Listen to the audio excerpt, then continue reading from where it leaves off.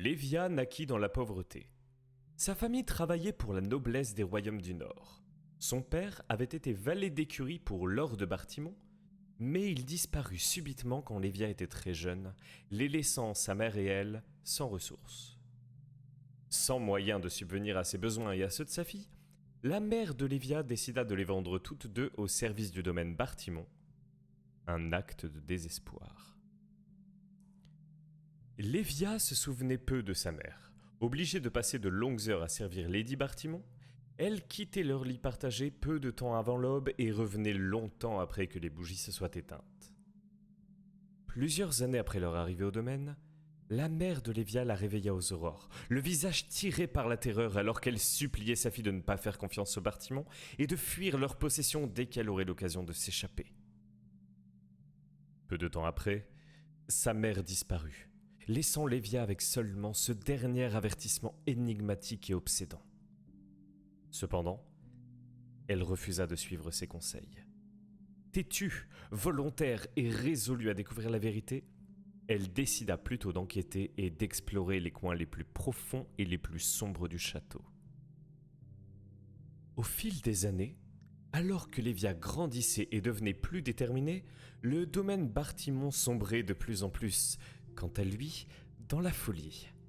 Les serviteurs se disputaient des restes de nourriture tandis que les nobles dînaient lors de festins élaborés. Les voyages de chasse de Lord Bartimon l'emmenaient de plus en plus loin de ses terres. Et pendant tout ce temps, Lady Bartimon ne semblait prospérer que sur les émotions amères qui inondaient le manoir. Lors d'une promenade nocturne, Lévia entendit un cri strident et perçant, lointain et étouffé, le son de l'horreur pure. Résolue, elle erra dans la direction du son à la recherche de réponses. Et plus tard, une partie d'elle souhaiterait ne jamais les avoir trouvées. Par le trou de la serrure d'une porte en chêne massif, Lévia aperçut les murs d'une pièce, peinte d'un cramoisi profond, sombre et glaçant. Les tapis tachés étaient jonchés de bouts de parchemin, et une main pâle et ratatinée agrippait la jupe impeccablement repassée d'une femme. Le rire de Lady Bartimon était clairement audible à travers le bois, alors qu'une faible lueur se glissait dans la chambre, illuminant les symboles indéchiffrables gravés dans le sol à ses pieds. Même à travers la porte, Lévia pouvait sentir la houle d'énergie dans la pièce, bourdonnant comme l'air avant un orage. Les seaux aux pieds de la femme s'allumèrent un à un, inondant la pièce d'une lumière cramoisie, alors que celui directement sous ses pieds prenait feu.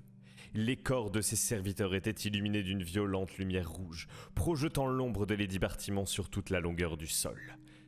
Avec un soupir satisfait, elle se jeta sur ses serviteurs et se mit à les dévorer dans une frénésie fervente, pulvérisant une fine brume de sang à travers la pièce, le visage strié de bouts de chair et de viscères. La peur saisit les poumons de Lévia dans une poigne glaciale, pressant le souffle de sa poitrine. Mais alors qu'elle reculait, elle sentit la brûlure féroce d'une rage profonde parcourir ses veines. Alors que la vue des cadavres mutilés et massacrés des serviteurs l'avait dégoûtée, une partie d'elle criait de faim.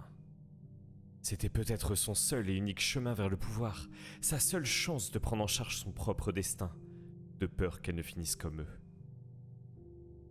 Les mois suivants l'amenèrent aux portes de Lady Bartimon, étudiant de près les sombres rituels qui s'y déroulaient. Elle renforça son estomac contre les cris impuissants, le scintillement des viscères dans la faible lumière, l'expression joyeuse sur le visage de sa maîtresse alors qu'elle massacrait les compagnons de service de Lévia. Son attention réduite au fil du rasoir, Lévia regarda les rituels et apprit. Sous le couvert de l'obscurité, elle se glissa à l'extérieur des murs du château, serrant un poignard volé contre sa poitrine. Avec à peine un murmure, elle versa son sang sur les seaux qui l'entouraient, recréant minutieusement le rituel de Lady Bartimon afin d'invoquer les pouvoirs de l'au-delà. Cette nuit-là, pour la première fois, Lévia goûta le pouvoir des ombres, aussi doux que la première gorgée d'eau pour un homme mourant de soif. Il s'épanouit dans sa poitrine, éveillant une faim profonde et insatiable. Pendant des mois, Lévia chercha ce sentiment, ce goût unique, un moyen d'apaiser sa faim intérieure. Elle chassait des petits animaux au cœur de la nuit, sacrifiant leur corps tordu pour ses sombres rituels, insensés et inflexibles dans sa quête de suprématie. Alors même que le domaine se transformait autour d'elle, Lévia n'y prêta aucune attention. Elle resta imperturbable face à la disparition de ses compagnons de service, de la disparition de Lord Bartimon lui-même, et ne tena pas compte des nouveaux invités qui commençaient à arriver au domaine. Alors qu'elle les servait, apportant à la noblesse tout ce qu'ils demandaient, elle se concentrait uniquement sur sa propre quête de pouvoir. Un soir, alors que les bougies commençaient à crépiter, elle se trouva convoquée dans la grande salle où Dame Bartimande recevait de nobles invités pour la soirée. 12 serviteurs en tout. Ils entrèrent par les portes principales pour trouver la pièce vide. Vide, à l'exception du banquet qui les attendait. De superbes viandes rôties, tout un tas de légumes cuits au four, des corbeilles de pain frais, des gobelets remplis à ras-bord de vin rouge foncé, des petits gâteaux décorés de fruits confits et de noix, des caramels salés enveloppés dans du papier ciré. Même de loin, Lévia pouvait sentir les épices et les herbes fraîches, le bœuf salé et la sauce riche. Alors que les autres serviteurs cherchaient tout autour d'eux les seigneurs et les dames, l'un des plus jeunes s'avança. Ses yeux se fixèrent sur le panier de biscuits au beurre le plus proche. Il tendit la main pour en prendre un et commença tranquillement à manger. Lorsque les autres serviteurs se précipitèrent vers le buffet, un coup de tonnerre fit écho dans la pièce. Les portes autour d'eux se refermèrent une à une, et une série de petits clics confirmèrent le son des clés tournant dans leurs serrures. Lorsque la dernière porte fut sécurisée, un rideau au-dessus d'eux glissa pour révéler la noblesse, perchée dans une galerie d'observation juste au-dessus. Les regardant, Lévia aperçut le sourire satisfait de Lady Bartimon. Ses yeux brillaient à la lueur des bougies comme des fragments d'acier. Ses canines dénudaient dans une expression de plaisir anticipatif. C'était une louve qui avait accaparé sa proie et se préparait maintenant pour un festin. Une réverbération horrible et bourdonnante inonda la pièce, mettant de nombreux serviteurs à genoux. Les murs étaient rouges de sang, dégoulinant de taches écarlates sur le sol. Les cris terrifiés des autres serviteurs résonnaient sur les murs alors qu'ils s'effondraient, leur corps commençant à se dissoudre, fondant en flaques rances de chair et de sang. L'odeur de leur moelle chaude réveilla le fond de la gorge de Lévia. Ses os vibrant alors que sa peau commençait à bouillir et que ses jambes tremblaient sous elle. Douloureusement consciente du sort qui les attendait tous, elle succomba à contre-cœur à son besoin de survivre. Avec un hurlement, elle rampa en avant et se jeta sur les corps les plus proches, déchirant sa chair en lanière et fourrant la viande crue dans sa bouche ouverte. Son esprit devint gris de fumée, sa conscience se détachant du gore qui l'entourait. À travers un voile de brume vineuse, elle aperçut une entité sombre, entourée d'une mer infinie de pourpre et d'ivoire, sa gueule béante bordée de centaines de crocs massifs. Alors que la bête se rapprochait d'elle, la faible lumière révéla la chair en décomposition accrochée à son corps muté, gâché par le sang et la bile acide. De grandes vrilles décollant de son dos se tordaient, frappant les ombres. Ses mains griffues se tendirent vers elle, ses tentacules rampant sur le sol de pierre comme les racines des ténèbres elles-mêmes. Lévia esquiva rapidement son attaque tranchante, les oreilles bourdonnantes des échos du rugissement guttural de la créature. Elle se jeta sur cette dernière, sentant sa soif de sang se répandre dans une mer rouge dévorante. À travers la brume, elle pouvait à peine voir la créature devant elle et s'en prenait aveuglément à sa forme altérée.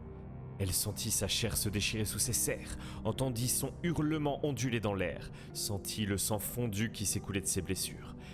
Elle pouvait presque goûter sa bile âcre sur le dos de sa langue. Le sol en marbre céda sous le poids de son corps, les dalles de pierre craquant lorsque Lévia bondit en arrière, atterrissant sur ses pieds.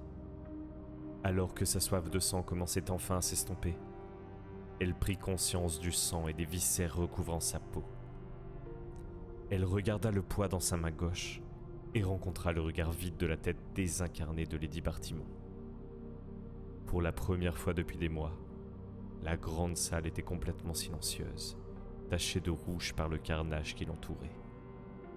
Enfin, Lévia est libérée du contrôle de son ancienne maîtresse et peut décider de son propre destin.